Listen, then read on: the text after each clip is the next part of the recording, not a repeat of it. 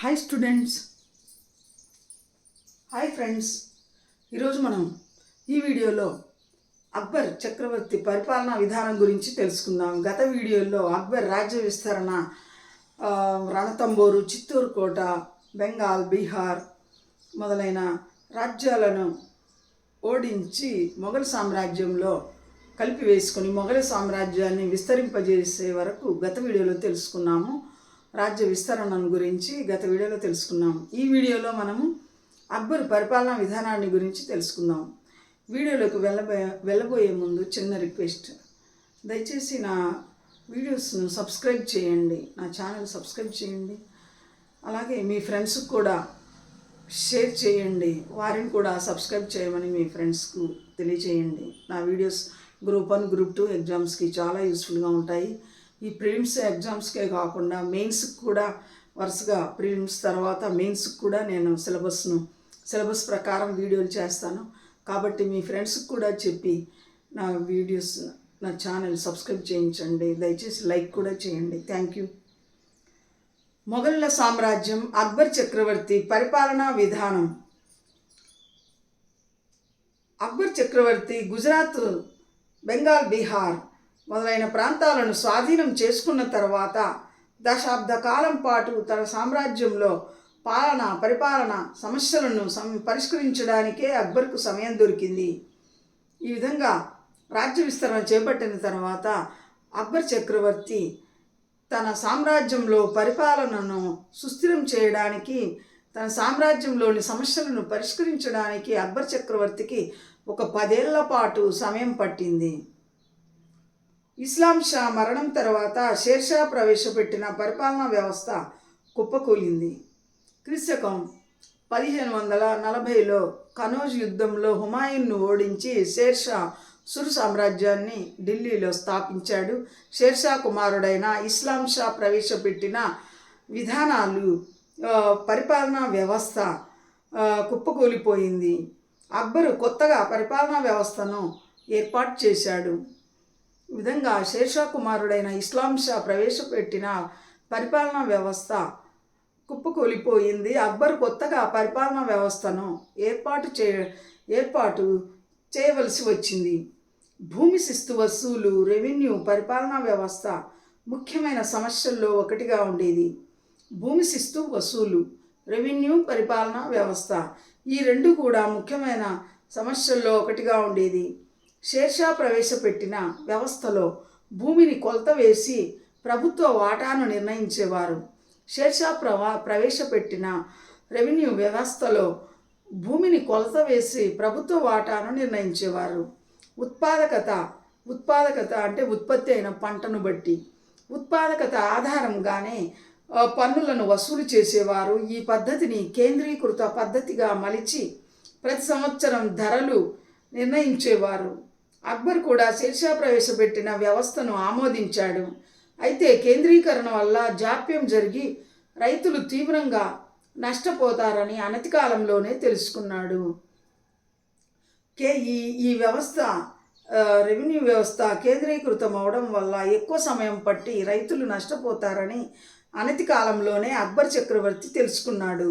రాచరిక కేంద్రమైన ఢిల్లీలో అమల్లో ఉన్న ధరలని సాధారణంగా నిర్ణయించడం వల్ల రైతులు తమ ఉత్పత్తిలో ఎక్కువ భాగాన్ని ప్రభుత్వ వాటాగా చెల్లించవలసి వచ్చేది.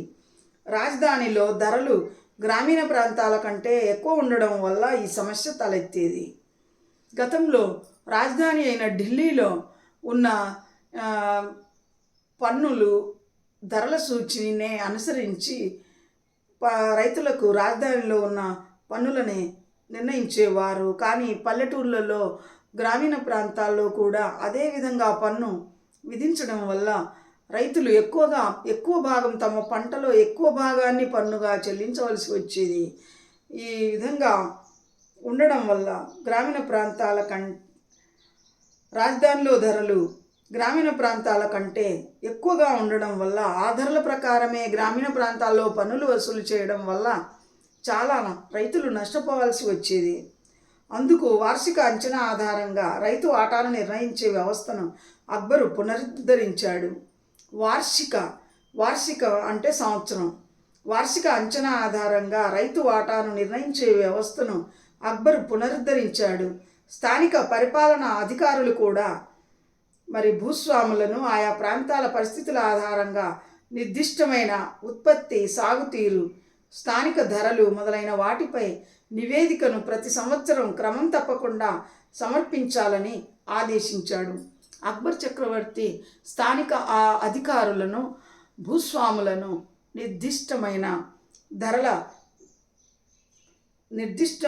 ధరల విధానాలను ప్రతి సంవత్సరం స్థానిక ధరలు, ఉత్పత్తి, సాగుతీరు మొదలైన వివరాలను ప్రతి సంవత్సరం తనకు సమర్పించాలని అధికారులను ప్రతి సంవత్సరం క్రమం తప్పకుండా తనకు ఉత్పత్తి, సాగుతీరు, స్థానిక ధరల విషయాలు మొదలైన వివరాలను ప్రతి సంవత్సరం తనకు సమర్పించాలని అక్బర్ స్థానిక అధికారులను, భూస్వాములను ఆదేశించాడు.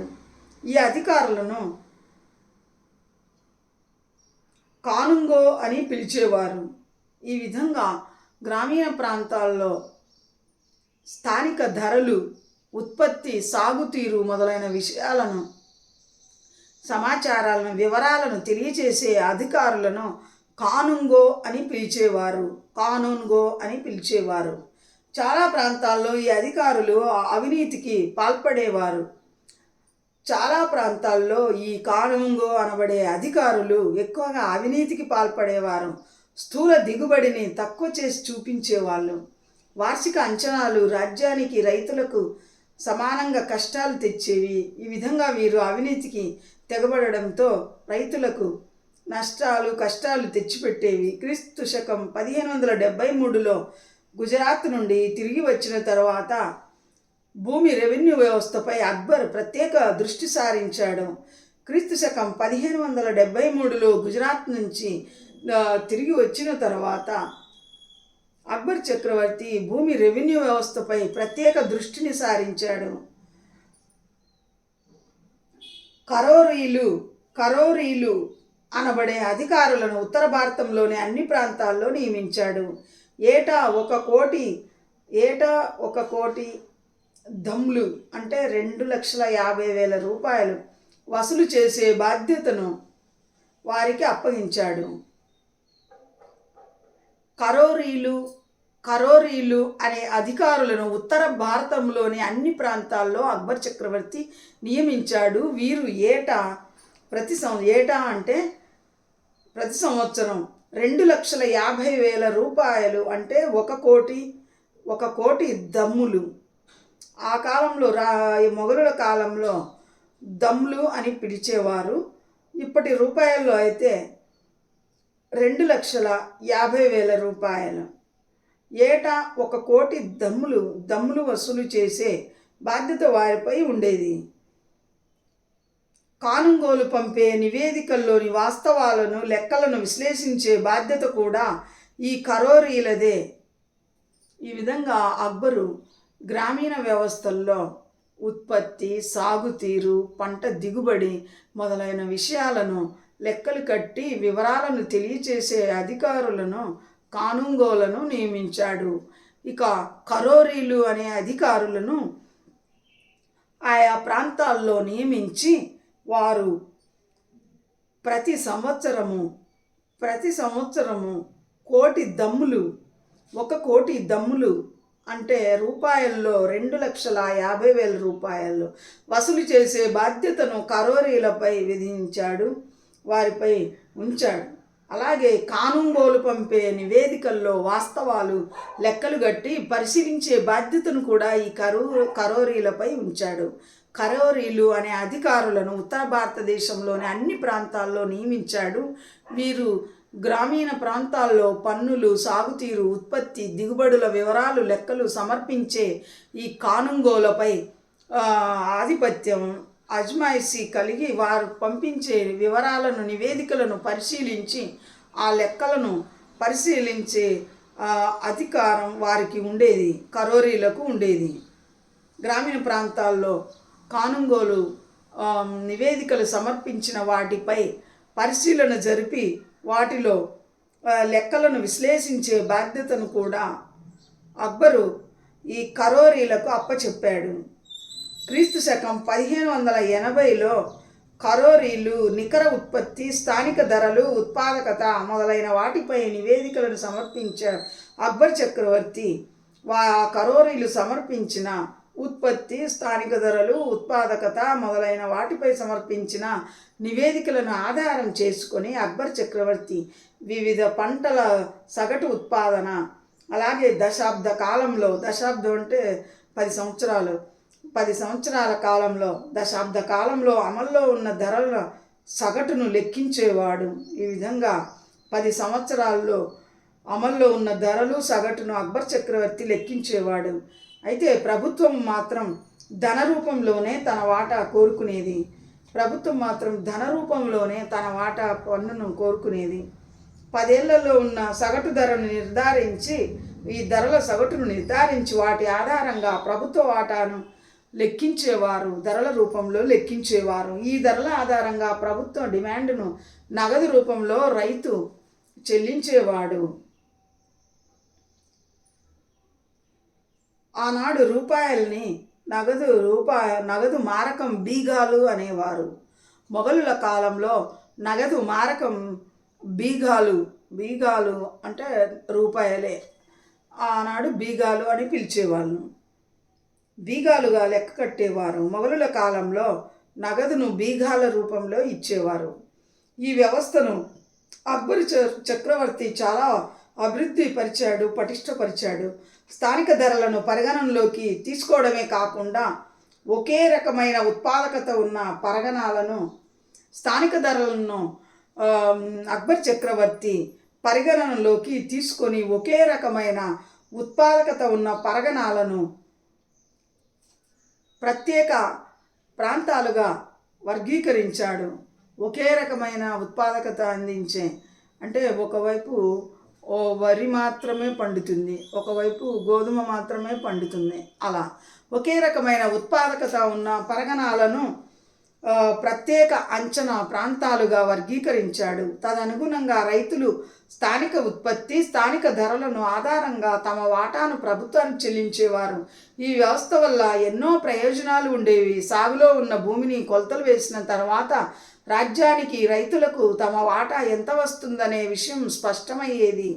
సాగులో ఉన్న భూమిని, రైతుకు ఉన్న భూమిని మొత్తాన్ని కాకుండా కేవలం సాగులో ఉన్న భూమిని మాత్రమే కొలతలు వేసిన తర్వాత రాజ్యానికి, రైతులకు తమ వాటా ఎంత వస్తుందనే విషయం స్పష్టమయ్యేది.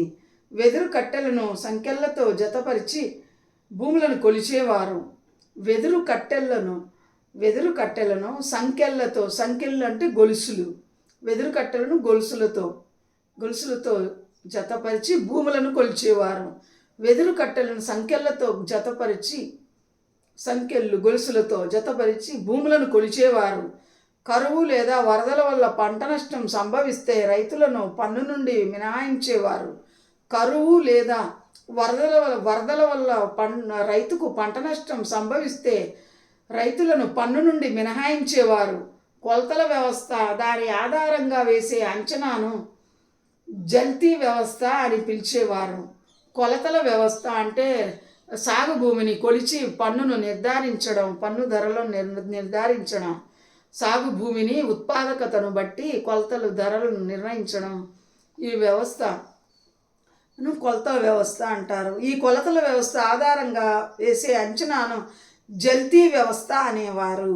ఈ విధంగా భూమిని, సారవంతమైన సాగు భూములను కొలతలు వేసి ఉత్పాదకతను బట్టి ధరలను నిర్ణయించి పన్నులను వసూలు చేసే ఈ కొలతల వ్యవస్థ ఆధారంగా చేసే అంచనాలను జల్తీ వ్యవస్థ అని పిలిచేవారు. జల్తీ వ్యవస్థ లాహోర్ నుంచి అలహాబాదు, మాల్వా నుండి గుజరాత్ వరకు విస్తరించిన మొఘల్ సామ్రాజ్యంలో ఈ జల్తీ వ్యవస్థను అక్బర్ అమలు చేశాడు. జల్తీ వ్యవస్థకు కొనసాగింపే దహసాలా వ్యవస్థ.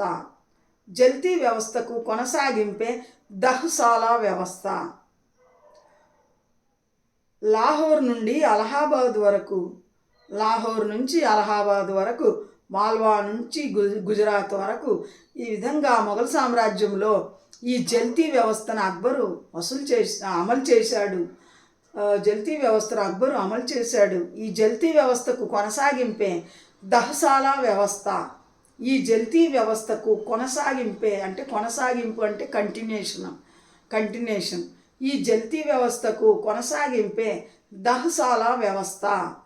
అక్బర్ హయాంలో ఇతర అంచనా పద్ధతులను కూడా అనుసరించేవారు. వాటిలో సర్వసాధారణమైనది, అత్యంత ప్రాచీనమైనది బటాయి లేదా ఘల్లా బక్షీ వ్యవస్థ. అత్యంత ప్రాచీనమైనది, సర్వసాధారణమైనది వ్యవస్థ బటాయి లేదా ఘల్లా బక్షి వ్యవస్థ. బటాయి లేదా ఘల్లా బక్షి అనే ప్రాచీన విధానం అంచనా పద్ధతులు అంటే భూమిని కొలిచి, భూమిని సారవంతాన్ని బట్టి, భూమి కొలతలను బట్టి, సాగు చేసిన భూమి ఉత్పాదకత బట్టి పన్నులను నిర్ధారించే ప్రాచీనమైన వ్యవస్థ బటాయి లేదా ఘల్లా బక్షి వ్యవస్థ. ఈ వ్యవస్థలో ప్రభుత్వం రైతుల మధ్య పంట దిగుబడిని నిర్దిష్టమైన పరిమాణంలో విభజించే వాళ్ళు. కోత తర్వాత గింజలను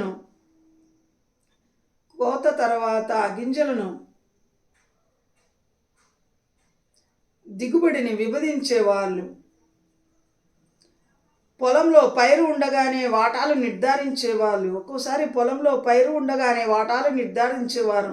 ఈ వ్యవస్థ న్యాయబద్ధంగా ఉండేది. కాకపోతే దానిని అమలు చేయడానికి నిజాయితీ గల అధికారుల బృందం అవసరమయ్యేది.